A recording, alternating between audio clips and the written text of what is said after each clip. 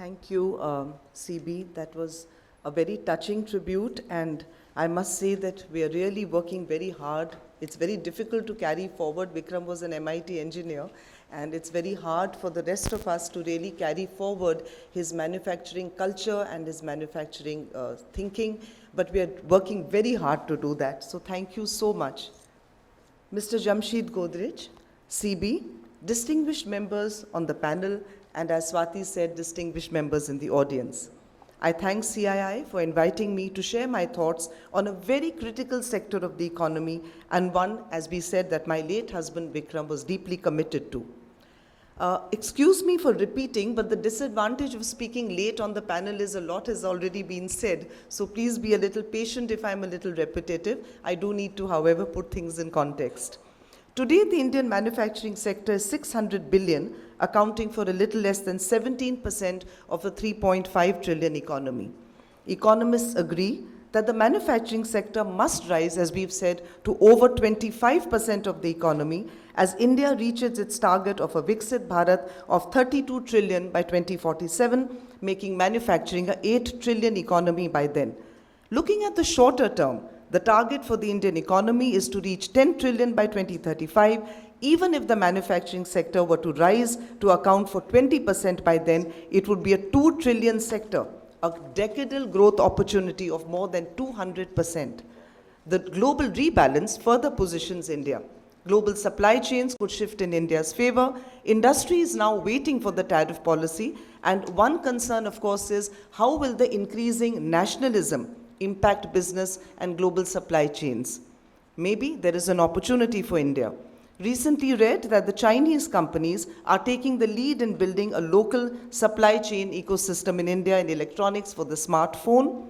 Much needs to be done, as we've discussed, to drive manufacturing growth for larger contribution to the GDP and meet aggressive targets. We've been reading several reports of late where we see that the growth in the economy is largely coming from the services sector. And perhaps what is needed is a push to shift from services to manufacturing, just as China is doing the reverse. Indian manufacturing has to become more productive and produce better quality goods cost efficiently, enabling it to capture a higher share of private final consumption. We found across our Japanese joint ventures, we were fortunate to learn and imbibe the best of Japanese practices in manufacturing and on the shop floor, and their ability to establish a supply chain with very high quality vendors where they actually sit and train the vendors to the high standards of quality and manufacturing excellence. So what you're able to do is raise the average bar of manufacturing within the ecosystem of the region. The Japanese approach to TQM and Kaizen are proven methods, and a grassroots movement to incorporate such practices across India's manufacturing from large setups to MSMEs would be beneficial. Japanese best manufacturing practices have driven high efficiency, productivity, and uncompromising quality.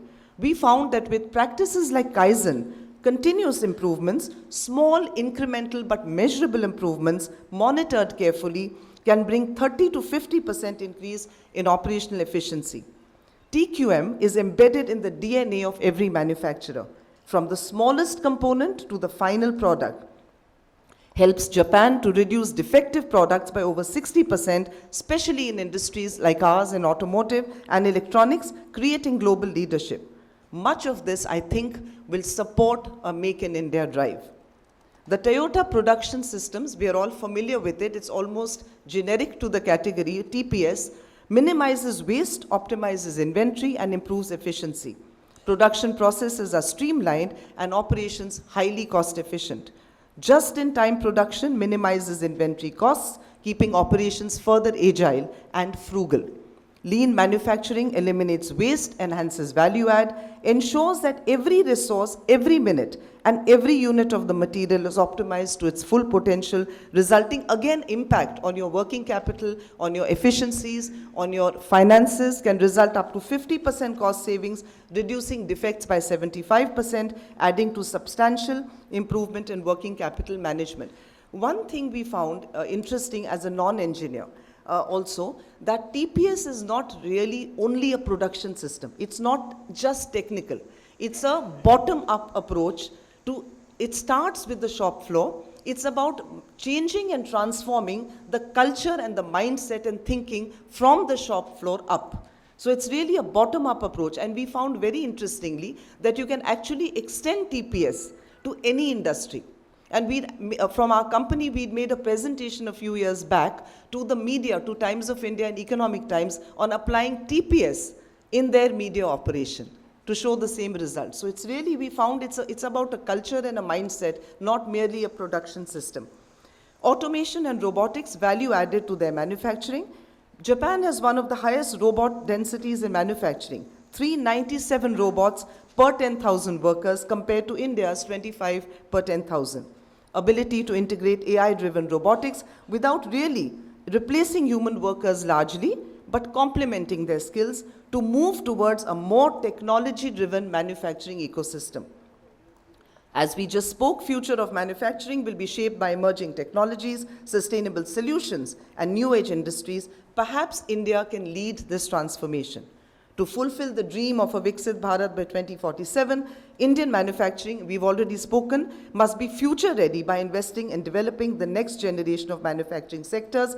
Last night, I was forwarded a report where I read that the EV manufacturing segment needs to grow alongside the EV market, of course.